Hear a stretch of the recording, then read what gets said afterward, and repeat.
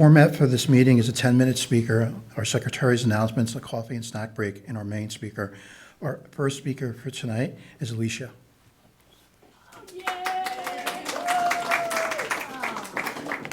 Hi, Alicia, alcoholic. Welcome to the newcomers. I'm glad you're here, and thank you for bestowing upon me this 12-step call. And let's see, I felt like drinking today. Got a lot of stuff going on, and I was kind of like, wow. You know, like I've heard all about it. I know how it happens. It creeps up on you. And I'm at a point right now where, I have a completely different set of issues, problems, circumstances, put a different name on it than I did when I came in. You know, like when I came in, it's like I don't want to get arrested, and I still don't want to get arrested for vehicular manslaughter. Like that's the bottom line. I'd rather jump off a building, put a bag over my head, hang myself, gas myself. I just don't need to be, having that happen. So from that point to this point, I've gone to the any lengths and to the part of the any length. And so I can't do the Ponzi scheme anymore with like the property taxes and the HOA and then and then the tax on the, I can't, the game's over. So, I put my place up for sale. And I'm on the third escrow, and it's supposed to go through on Monday. And I'm not like tied to anything. I'm supposed to stay here and go down with the ship and, start invading IRA accounts, or, continue and carry on and take a hit and just take my chips and, carry on. So it looks like we haven't had an earthquake yet or fire. So it's kind of going on. And but it's very stressful. And like when I was new, man, my sobriety date's January 5th, 2001. It's because I kept smoking weed, I just thought like this is Alcoholics Anonymous and, blah, blah, blah, blah. But then I, was kind of started going to meetings, and I'm like, if I keep doing that, I'm going to end up drinking again. I'm going to end up in a blackout, and then I'm going to kill somebody because, it's been my experience with the totaled car and then driving in a blackout when the plan was not to drive in the first place. However, I got a hold of keys, and then I woke up the next day with no car in the garage and no kids in the house, and they can all walk and talk. And, that was like after I brushed my teeth and just realized like my teeth are still in my head. I sat on the bed, and I had like my first spiritual experience of like, you don't have to do this again. And, I called Alcoholics Anonymous, and, that was like, I was in. I didn't really realize I was in, but I was in.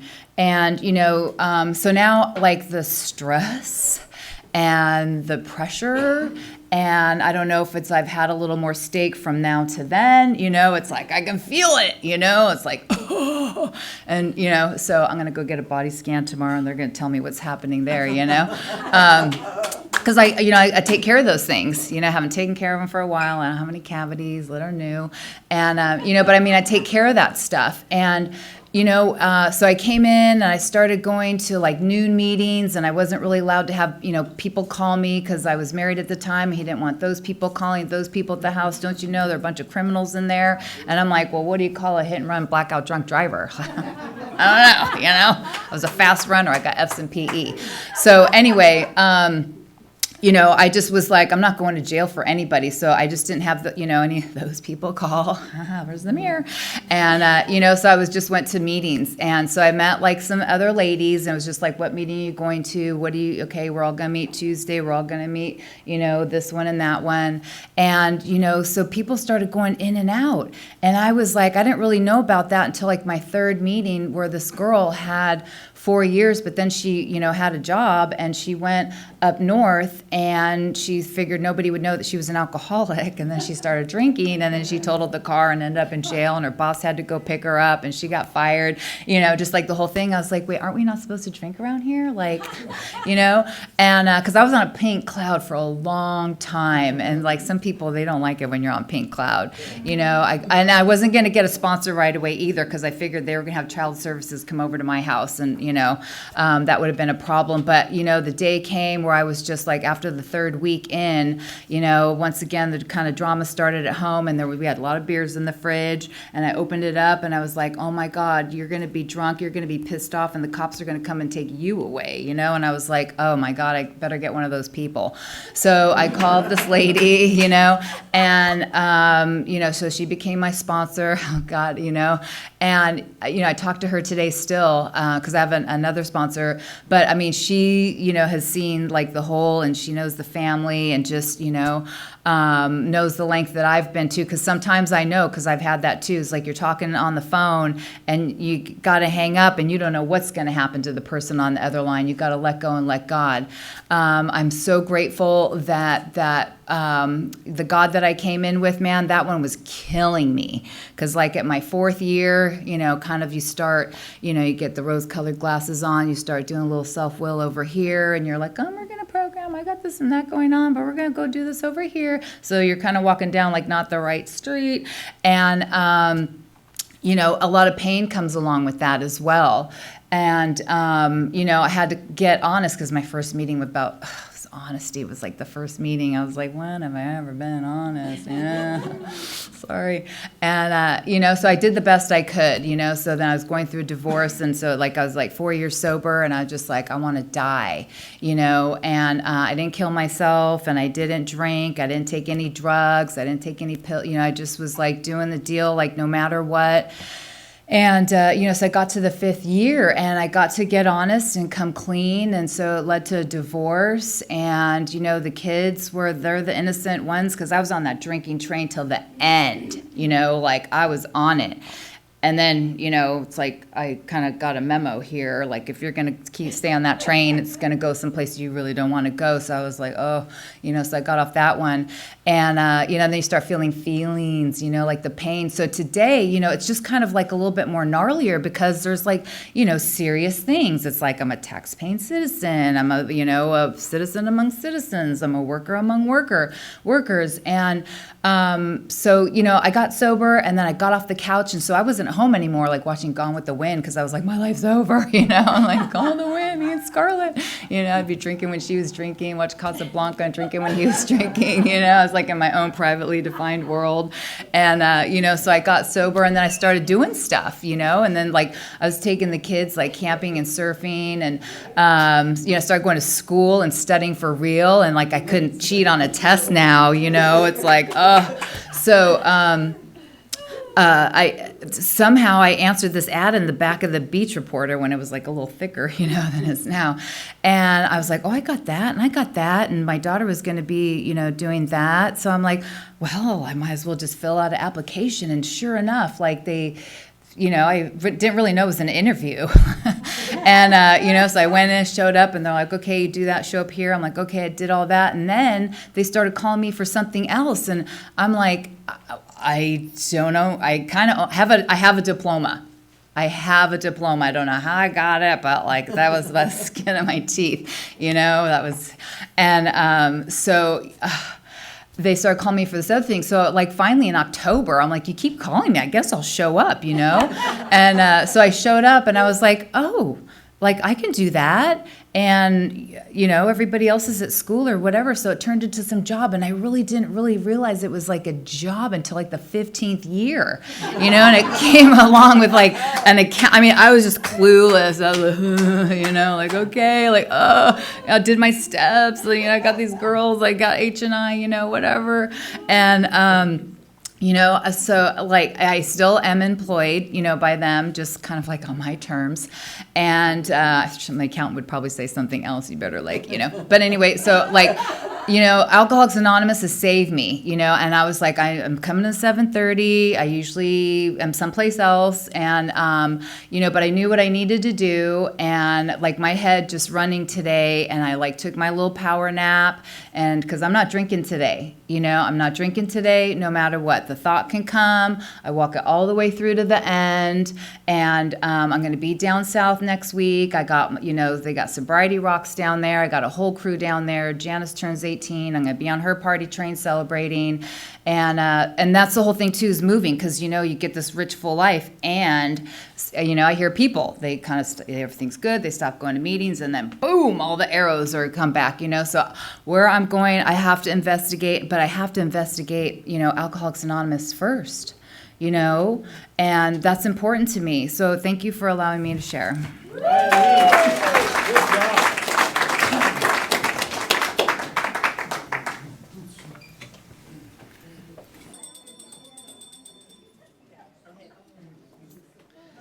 I have to do this surrender your faith twice? Say it now. Okay.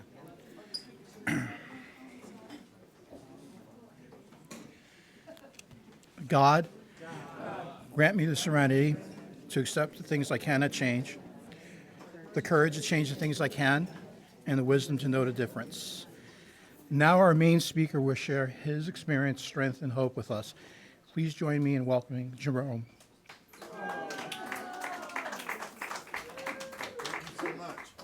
Good evening, everyone. My name is Jerome, and I'm a very grateful and fortunate member of Alcoholics Anonymous. And I'm grateful for a very specific reason in this holiday season. See, I've been spared from an insidious illness called chronic acute alcoholism. See, something happens to me when I drink. Not some of the time, not most of the time. Every single time I put that stuff in my body, it reaches the topmost part of my brain, that God-given entity of self-preservation, and totally negates it. And I cannot predict with any accuracy what's going to happen, how it's going to happen, and under what circumstances it's going to happen. And neither can I predict when I'm going to stop. And it's usually somebody in the environment stop. They stop me. They have a little authority. They wear guns and they always stop me. They used to drive up downtown and say, "Get in, Jerome." I'm not a hardened criminal. I'm just a public nuisance. I drank to 4 states. Either I blacked out, fell out, passed out, or my mouth would encourage someone to knock me out. My sobriety date is June 6, 1973. And I'll be eternally grateful for that. I was 25 years old, right off the streets, toe up from the floor up. The lights was on and wasn't nobody home. And what happened is nothing less than a miracle. Because I had never heard of Alcoholics Anonymous. Never heard of any program. In and out of mental institutions, doing the Thorazine shuffle and the Miller Rail twist. The deacon put me out of his house. He told me he can't go along with his program. Let it hit you where the good Lord split you and don't let it hit you on the way out. And I happened to be in Camarillo State Hospital in 1972. And it was this girl from Brooklyn, New York. Her name was Guinevere. She spoke 4 languages. She had grew up in the best prep schools in Europe. Her father and mother were career diplomats at the United Nations. And she was there on the ward with me, and she liked me. She would say, "Jerome, they're going to have an AA meeting at 8 o'clock. We can get some donuts, cookies, and coffee, and we might could get some cigarettes." And I told her, I didn't say anything nice to her, but out of lust and loneliness, I went to that AA meeting because I was following behind Bonnie. Bonnie looked good. And she got out of the hospital.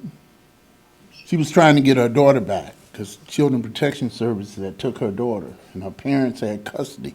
And she wasn't going to get her daughter back because she had relapsed after being sober almost a year. Because she said in the mental institution, "Jerome, AA works. I was almost a year sober. I refused to do my 5th step. I refused to tell anybody about what I had done, how I had done it, and who I had done it with." And she said, "Before I leave this mental institution, I'm going to do my 5th step." And she did her 5th step. She read it to me. I heard my first 5th step before I became a member of Alcoholics Anonymous. She would be telling me this stuff. I said, "Holy baby, I don't need to know all this. You're messing up our relationship." See, this is serious. We had an agreement. We had an agreement. We were an item But we had decided that we're not going to consummate our relationships like some of the patients at Camarillo. They consummated their relationships in an old classroom behind bushes. We had decided that we was going to do this with class. We was going to get us a proper motel room with sheets and pillows. And we was going to wait until we got out of the mental institution. She got out first. I got out and I was drunk within a day. The deacon who had decided to take his crazy son in one more time, he was getting ready to throw me to the streets again, and she called. She says, Jerome, do you want to go to a meeting? She really wanted to see me sober. She said, I told my dad, I said, this girl is going to help me get sober. She's going to take me to an AA meeting. So he had a little mercy on me. And she came and picked me up because a sponsor had loaned her car, and she had got a job at Tiny Nailers as a waitress, and she was in the Mary Lynn Foundation, the Women's Recovery Program. She was doing wonderful. And she came over to pick me up to take me to this meeting. She says, Jerome, do you want to go to 9604 South Figueroa, or do you want to go to Wilshire Normandy? I immediately know where I wanted to go hang out. Let's not go to South Central. Let's go over there and hang out with the high rollers. And I badgered her because she said, well, we'll go to the motel after the meeting. I said, let's go to the motel before the meeting. And I badgered her all the way to the meeting. She's driving, and I'm just, we ought to do it this way, and blah, blah, blah, if I'm going to be your man. And we get right in front of the meeting. I make the best mistake of my life, bar none. I said, Bonnie, look, we don't need this AA crap. I'll sponsor you, and you sponsor me, and we'll keep each other sober. We could do that. And it was the oldest guy, the shortest guy, standing at the door welcoming people in the meeting. And the oldest one left his commitment at the meeting, after overhearing this conversation between two newcomers coming to the meeting. He came right into my face. He got all in between us. You talking about a safe haven? He got right in my face. He says, I'll be your damn sponsor. And he said, Jack K is my name and sobriety is my game. Call anytime. And you know that man became my sponsor for 36 years, 5 months and 8 days to the day he died.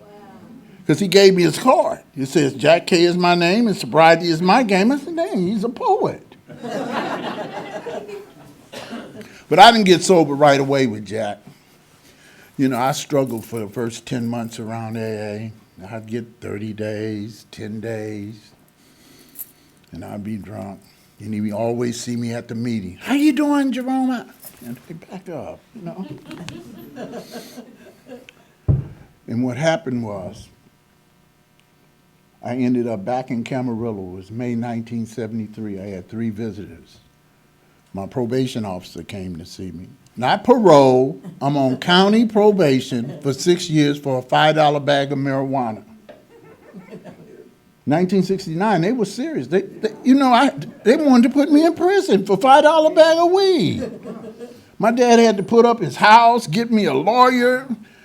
So I was on probation, and my probation officer came up there on Mother's Day with his 90-year-old mother. Came up on the ward, scared me half to death in the mental institution. Talked to me real nice. Then he got in front of his mother, he flipped the switch. He said, you think you fooling me coming to this program? You're not fooling me. If I hear you in the vicinity of a liquor store, if you get arrested for jaywalking or spitting on the sidewalk, the next time I violate you, you're going to do 366 days in the Los Angeles County Jail. And I guarantee you won't get one day a good time. You're going to do every one of them. And this little 90-year-old mother stuck her head out the window and said, good luck, young man, good luck. She didn't have to tell me. I knew I was on my way to jail. That next Wednesday, I got my second visit. My dad told my probation officer where I was. And he told these people where I was too, because they were looking for me. They were sending that mail, calling his house. See, I had owed the IRS. No, not a huge sum of money. It was like $14,000, $15,000 in penalties and interest, you know, because when I had filed my only income tax in 1969, the form said if you have 8 kids, you get all your money back. It didn't say file for 8 kids and prove you have 8 kids. I didn't know that was a red flag for an audit. You don't just file for the first time and have 8 kids. So the special agent from the Internal Revenue Service came up to the mental institution, came on the ward with a gun, undercover. He said, don't you know you owe us $15,000, $14,000 in back interest? I looked at him, I said, do it look like I got $15,000 in the mental institution? Why are you harassing me? Why don't you go out there and get you some white-collar criminals, some people with assets? I said, I don't even have ID. He said, well, when you get on your feet, come and see us. I showed him my green foam slippers I had in the mental institution. I said, do it look like I'm going to get on my feet anytime soon? Well, I paid them back. You know, once you start working, they will get their money back. I didn't even have to put that on my inventory. They just took it. They took it. That third visitor, God sent. I really do. It was another young man from South Central LA, and Jack was his sponsor too. And he had that card that Jack gave around at meetings. Jack K is my name, and sobriety is my game, call anytime. And he called Jack Sunday, Memorial Day weekend. He had just got to the mental institution, told Jack he wanted to go to AA, and Jack left his home in West Hollywood and drove up to Ventura County to pick him up. And my sponsor spotted me in the mental institution. I didn't see him. He saw me. And he came up behind me and he says, Jerome, what are you doing here? You know, I didn't even turn around. I just said to myself, damn, he done followed you to the nut house. What do these people want? I couldn't figure the angle of AA. I couldn't figure the angle. I know it had to be an angle. He had to want something. He had to want me to do something. Why would you have all this interest trying to help me? I just couldn't figure it out. I didn't have nothing to give. See, I didn't understand. He was getting more in helping me than I could ever give him. That he was doing that work to save his own sobriety. I couldn't, that kind of concept was beyond me. And you know, I told him the truth. And I don't tell the truth to anybody. He asked me why I was there. I said, Jack, I don't know what's wrong with me. I don't know why I drink like I drink, act like I do, and come to places like this. And he didn't come from some rigid spiritual mountaintop with his knowledge of AA and just talk down to me. I knew that man loved me and cared for me in a way my own family could not love me. I knew he was not judging me. I know he was offering me some compassion. And I cursed him out. I don't want your help. I don't want your pity. I don't want nothing you have. And he just looked at me. He said, you know, Jerome, I understand and I care. And he walked away. And the deacon sent me $67. My dad was going to take his crazy son back in. Yeah, he's going to take me back in to catch the Greyhound bus to come into his house and not be on the streets, because I had been on Skid Row for almost 3 years. I'm talking about selling whole blood every 58 days and plasma twice a week, with a coat too long to be short and too short to be long, living in $1 million condos. Those are condos with no windows, freeway underpasses. He was going to take his crazy son back in. And before I got out of the town of Camarillo, I was drunk. I arrived in his house in a blackout, and I beat him down in his living room. He's not the big, robust father that I knew. He's frail. He's old with emphysema and heart disease. And I beat him down. I cursed my mother out, and she was crying and hysterical. And I stood in front of their house. I bust out all their windows. They called the police. And I'm out in the front yard trying to act like provocative. Oh, they call it suicide by cop today. Oh, yeah, I was out there trying to perform. But even the LAPD had a little mercy on me. They just choked me out. 3 carloads of them, they just choked me out. If it was dust like this, y'all wouldn't have me as a speaker, because they wasn't gonna come up that close. They don't shoot. It's Newton Street. We had a name for Newton Street in South Central. We call them Shooting Newton. They drugged me off to jail, and I got arrested for public intoxication, and I got an OR release the next day. And I still had some of that $67. And I got me another bottle of wine, and I came back over there. And just as I killed that 5th of Thunderbird, and I was getting ready to toss the bottle to the side, I looked up and I saw my aunt. She was crossing the street, and that wine said she need a beat down too. But Auntie was not afraid of me. No. Auntie liked to drink and drop a few pills every now and then too, you know. She started skipping with her old butt to her house across the street. I thought she was afraid. She was running. She was running to the back bedroom between the box spring and the mattress where she kept her regulator. That pearl-handled snub-nosed .38 pistol. And I had seen her regulate people with that pistol. Her boyfriend was a maitre d' at a famous country club in Malibu, and he wasn't acting right one morning. And she got her pistol, and she said, "What did you say?" And she took the gun, and she was a little bitty lady, and he was like 6'4". She jumped up and bop and hit him up the side of the head with the gun, and the gun went off. And he got real humble. And then I crashed through a front door, a screen door, knocked over a coffee table. I'm in her living room. And she's standing in the dining room, right outside her bedroom. And I'm getting ready to charge, and she showed me her pistol. She showed it to me. And then she said, "Well, come on, nephew," and she cocked it. And when I saw the gun, I saw that silver barrel, it changed my attitude. You ought to see me get out of there. Over the fence, down the alley, behind the apartment building, in the trash, in the bin, peeking out. And the police got me again. They got me again. I done got arrested twice in one weekend. I know I'm going to jail for a year. I know it. Mr. Lincoln got his wish. His mother got her wish too. And on that jailhouse floor on the 5th of June, I had a spiritual awakening. All I could do is think about what that man said and what he told me. He said, "Jerome, if you follow what I follow and you do what I do, you'll never have to take another drink as long as you live, and you'll never have to come to a place like this unless you choose to."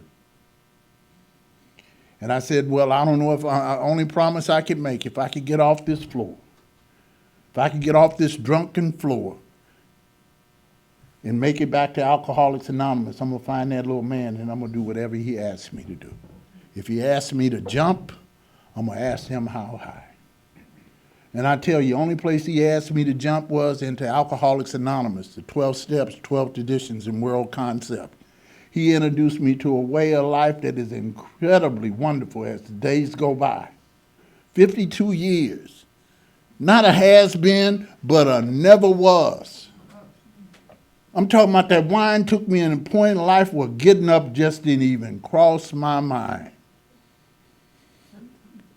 I got out of that jail, and I was so nasty, and I broke in my parents' house, and I was stealing my brother's clothes to go back to AA.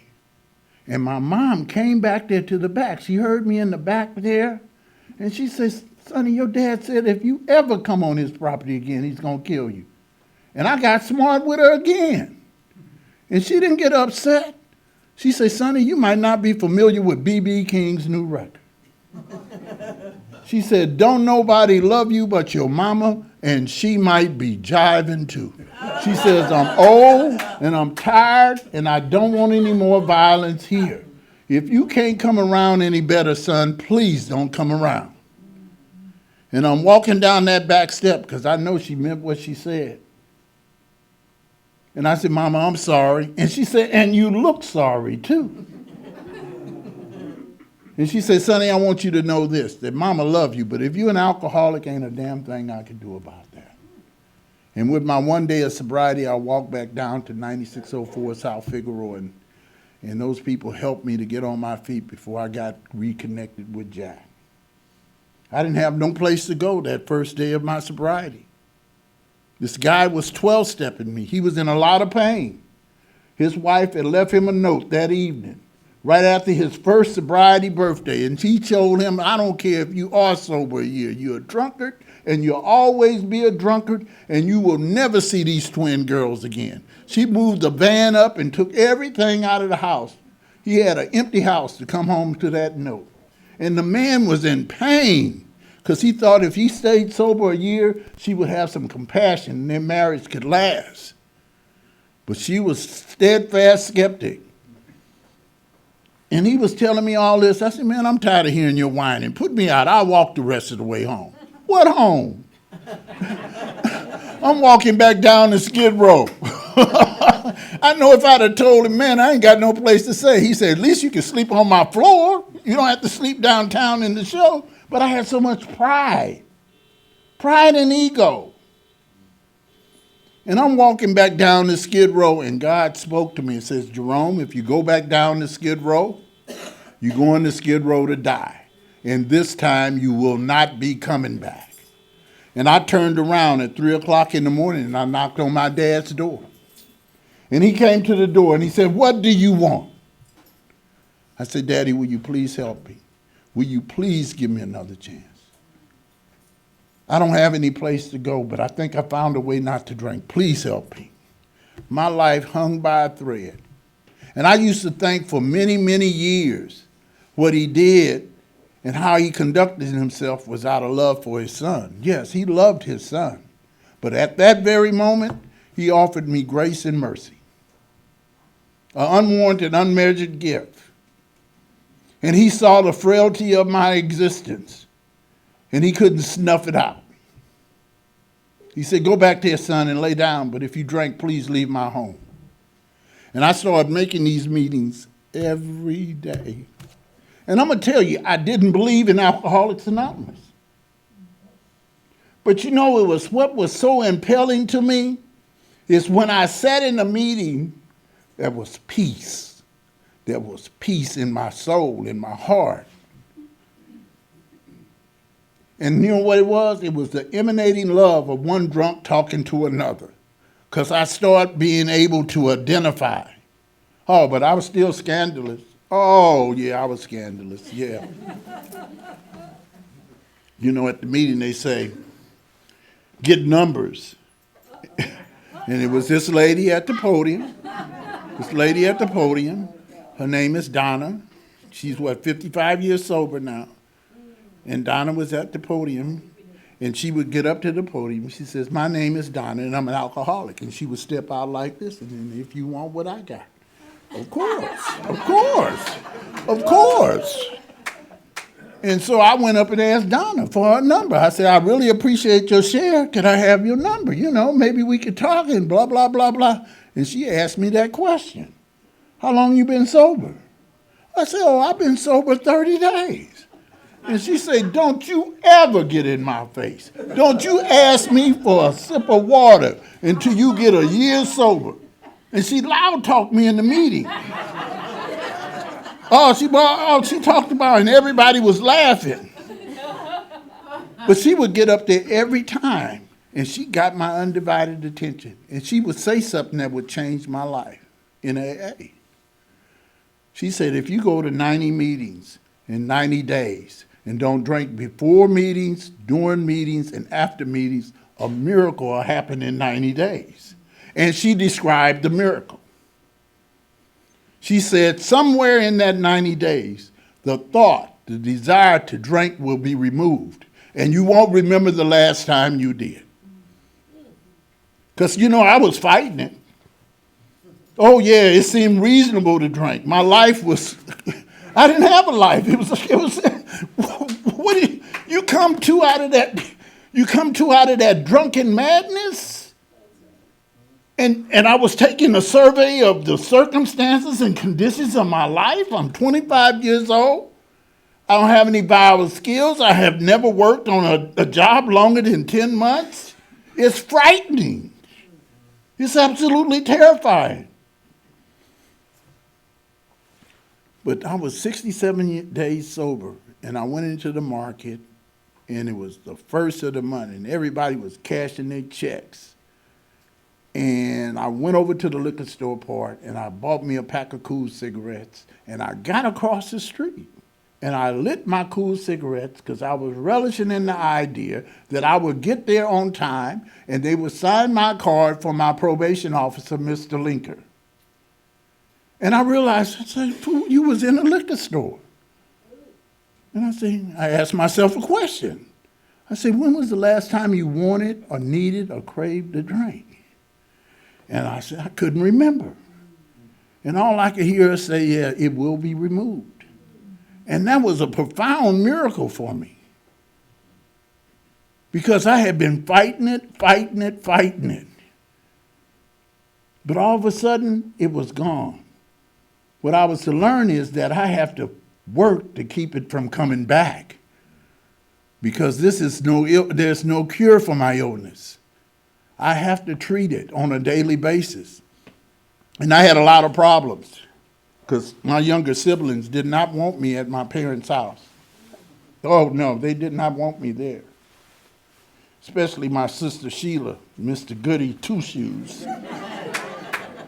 She came over there every day, and chastised me. Admonished me for my derelict and my treatment to her parents. And she's standing in the living room and got on us soapbox and us self-righteousness. Put him out. All he going to do is steal from you. Look what he damaged. Oh. And I called Jack. I said, I'm going to hurt her. I was going to hurt her one day. I called Jack. I said, Jack, I'm going to hurt her because she's over here talking about me. And Jack says, Jerome, is what they say, is she saying about you true? Did you do all those things? I said, yes, Jack, of course I did all those things. And he says, here's what I want you to do. Every time she bring up something about your conduct and behavior while you were drunk, I want you to look at her in the eye and say, Sheila, I've been sober 40 days, and I haven't did that. And I don't intend to do that again. And leave it at that. Oh, they would laugh in my face. What are you doing? I'm reading the big book. Look at him. He's reading the... Oh, man. For 6 months, I was tortured. Because she was getting married to her high school sweetheart. And my mom made her let me be in the wedding party. Oh, she didn't want that. Oh, no. She didn't want that. Her tramp, big older brother, no. But my mother made her. And that was just before Christmas. And I never forget that first Christmas sober. Everybody was around the Christmas tree opening their gifts and blah, blah, blah, blah, blah. And I didn't have a crack to give, and I wasn't expecting to receive anything. And thank God they had a marathon at 9604, and I was getting ready to leave and go to the marathon.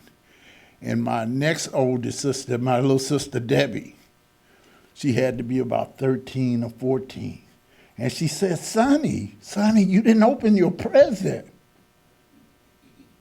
And behind the Christmas tree was a crudely wrapped package in red wrapping paper with a bow on it. She said, that's your present, brother. Get your present. And I opened that present she had gave me out of her allowance. 3 pair of Fruit of the Loom underwear and 3 pair of Fruit of the Loom T-shirts. And every Christmas, my kids ask me, what do I want to get you? What do you want? 3 pair of Fruit of the Loom underwear, 3 pair of Fruit of the Loom t-shirts. I'm good. And I had to leave there. But how I left there, because I was terrified to leave there, because I had never been able to stand on my own. I had never been able to stand on my own and live on my own. And this lady at my home group, this old timer, because see, I got up at the podium. I thought I could be a guest speaker, you know? And I thought you could talk your way on the right living. And I got up there and I said, one day my ship is going to come in, newcomers, and everything is going to be all right. Keep coming back. And I go ask my buddy, how did I sound? He said, man, you gave a good pitch. It was rousing. And this lady named Miriam, she got up there. She said, Jerome, you've been talking about that crap when your ship is going to come in. When in the hell are you going to send a ship out? And they laughed. They laughed. Oh, yeah, see, that's the thing about AA that I was to learn. This has been a valuable lesson. Oh, you will get undressed in AA. You will. You know that faulty thinking? You will get undressed. But see, the thing about AAs, they care enough to undress you. Yeah. But then they care enough to dress you back spiritually. And she dressed me back spiritually. She said, you know, Jerome, sometimes life being the way life is will send a storm so devastating that if your little rowboat is tied to the moorings of the harbor, it'll be smashed against the rocks and can't nothing come back from that. She said, sometimes you have to put your little rowboat in God's hands, she said, because faith without works is dead. And faith has to work in and through us on a daily basis or we will perish. I heard her say that. I knew what she was talking about. And she came up to me after the meeting the next day, slid up beside me. Jerome, do you know of a young man who would like to mow the grass once a week, water the lawn twice a week, and set the trash out in exchange for a place to stay? I looked at her, I said, no, I don't know nobody want no job like that. She said, oh, I see you want a position. Of course I want a position. She said, well, what do you know how to do? I know how to work. I ain't never worked in my life. 6 weeks later, she came back again with the same rhetoric. I said to myself, look at this old broad, 13 stepping around the meeting, trying to pick up on a newcomer. It took another 6 weeks to realize that I need to take that job. Because if I don't take that job, I'm going to drain.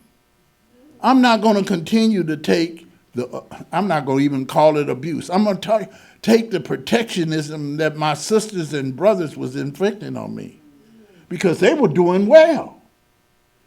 Oh, I'm way smarter than them. I know that. But I'm just inconsistent. See, they taking care of business. Oh, man, I started, I look good, and then whoop, I'm gone again. So I took that job. And in that garage, I was living in a converted garage at 1119 and 3/4 Santa Barbara Avenue. And that's where I found my God. Because I had a spiritual awakening in the mental institution, and it scared me half to death. I talked with this Jesuit priest, because I left the meeting. I was confused. I wanted to find God. And he told me God is whatever you want him to be. And he gave me this little tract, and it says, oh, how constant is your precious love. I seek protection under the comforts of your wings. And I was sitting in that mental institution, and I was rummaging over that over and over again. And it's become the hallmark of my sobriety. It's not a day that I go by, I don't utter it. And it's, oh, how constant is your precious love. I seek protection under the comforts of your wings. For you have made this day. Let me rejoice and be glad in it. For today is the first day of my life, for the rest of my life. one day at a time. And thank you, dear God, just for this day. And may you lead and may you guide me in this prosperous new life. And may I never forget, during the sunshine of my life, during the storms of my life, and after the rains of my life, there's peace with you, dear God, always and forever.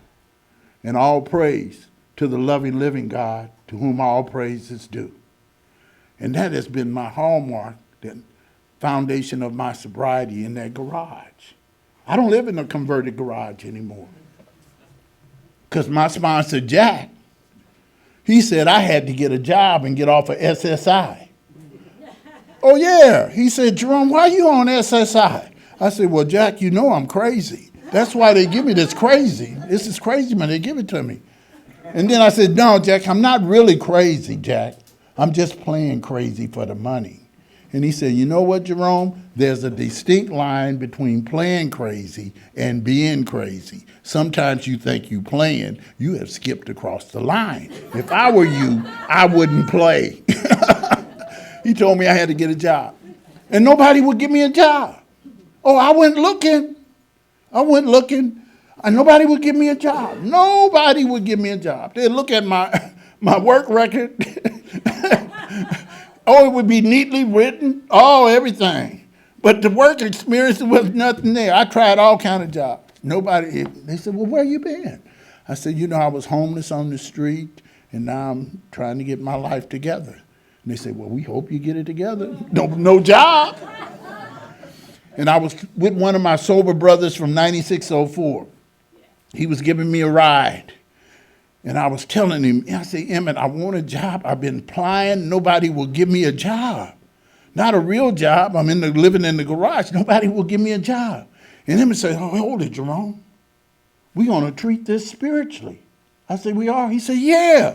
He pulled outside of a motel on Figueroa Street at 11 o'clock at night.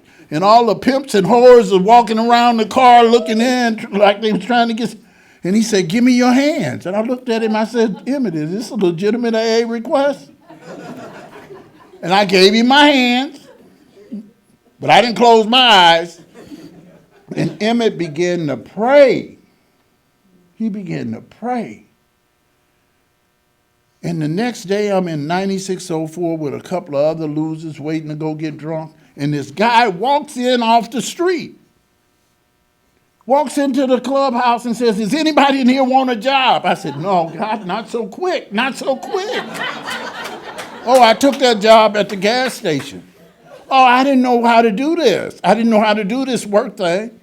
And I told this other old timer, I said, man, you know, I'm worried. I'm starting this job on Monday. He want me to be there at 7 o'clock. How do people get to work on time?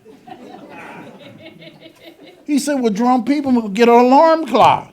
I didn't know what an alarm clock was. So I didn't go to sleep that night. I made it to that job on time. I didn't sleep well that night. I didn't want to mess up on the first day. I made it to that job. And I'm on the job. The first customer I have on the job that morning, the guy pulls into the gas station. Hey, man, I need $3 worth of gas. If you give me $3 worth of gas, I'll give you an alarm clock. That alarm clock wakes me up still today. I've had that alarm clock. It sits right beside my bed. Thank you, Glennis. I cry and flame. And I worked that job, and what happened for me was I was getting robbed every Friday. And I stopped in Thrifty Drugstore, coffee shop, and my psychiatrist, who's around the corner from the mental health clinic, I liked they had a deal. 3 pancakes and 2 Polish sausages, sunny side up eggs for $1.99. I figured it's my last day on the planet. I might as well have a good breakfast. And my psychiatrist came over and sat down. And he said, Jerome, there's something different about you. I can't put my finger on it. I said, you know what, Dr. Williams? I've been sober almost 2 years. And he said, really? I said, yeah, I have not had a drink in 2 years almost. And he says, I'm opening up a social model program would you be willing to work as a peer counselor? And I said to myself, how much do you pay? He said $11 an hour, $4 more than the gas station.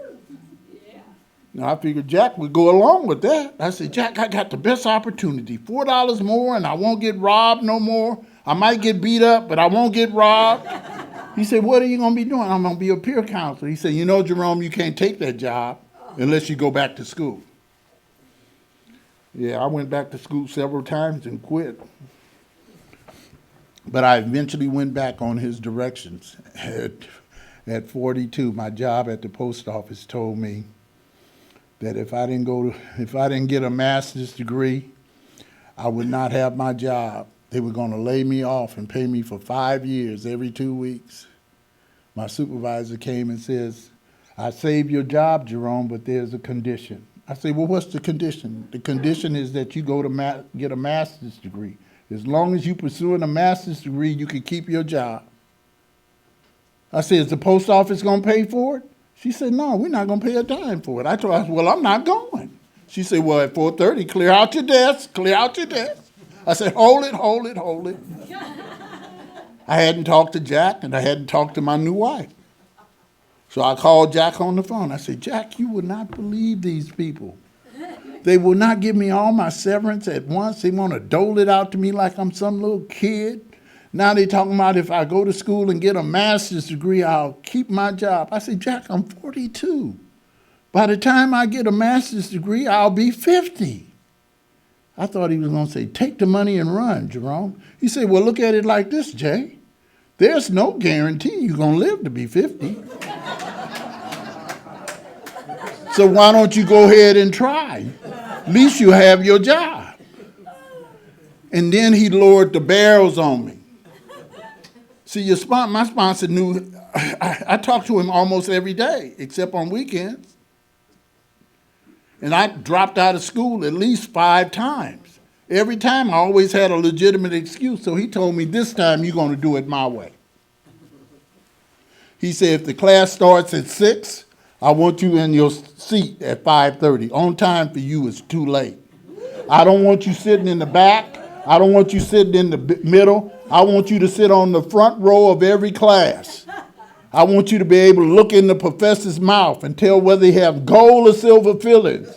I want you to hang on to every word he said, and if you can't understand it, you talk with him after the class.